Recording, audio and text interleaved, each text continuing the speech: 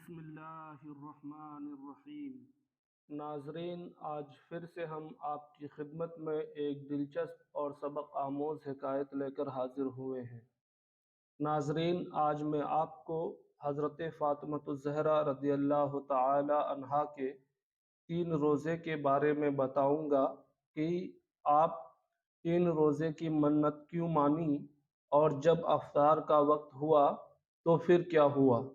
جاننے کے لیے ویڈیو کو آخر تک ضرور دیکھیے گا، لیکن ویڈیو شروع کرنے سے پہلے آپ سے گزارش ہے کہ ابھی تک اگر آپ نے ہمارے یوٹیوب چینل کو سبسکرائب نہیں کیا ہے تو سبسکرائب کر دیں اور بیل آئیکن کو پریس کر دیں تاکہ ہر آنے والی نئی ویڈیو کا پتہ آپ کو بآسانی معلوم ہو سکے۔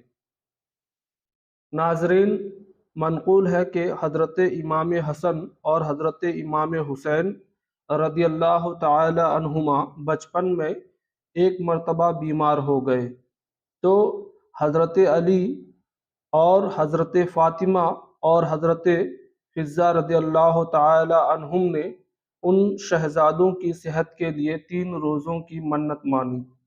اللہ تعالی نے ان دونوں شہزادوں کو شفا دے دی۔ جب نذر کے روزوں کو ادا کرنے کا وقت آیا تو سب نے روزے کی نیت کر لی۔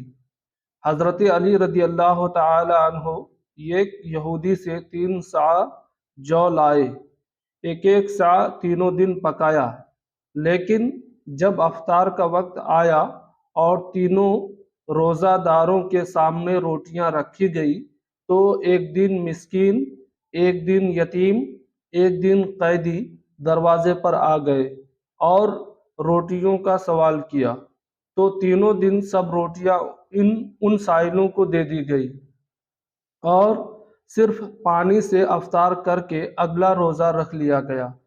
حضرت حفصہ رضی اللہ تعالی عنہا حضرت بی بی فاطمہ رضی اللہ تعالی عنہا کے گھر خادمہ تھی۔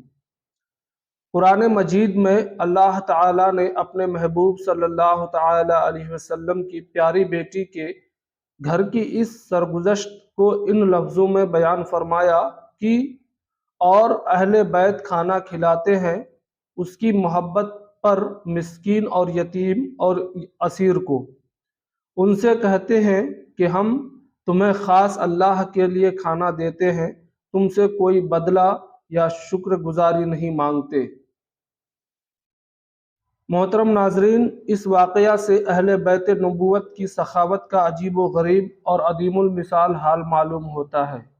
مسلسل 3 روزے اور سحری و افطار میں صرف پانی پی کر روزے رکھنا اور خود بھوکے رہ کر روٹیاں سائلوں کو دے دینا، یہ کوئی معمولی بات نہیں ہے۔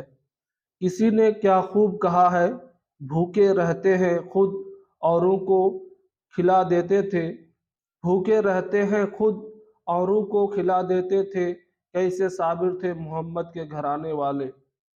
محترم ناظرین، آپ کو یہ ویڈیو کیسا لگا کمنٹ کر کے ہمیں ضرور بتائیے۔ ویڈیو کو لائک کیجئے اور اپنے دوستوں کے ساتھ شیئر کیجئے۔ جزاک اللہ۔ السلام علیکم۔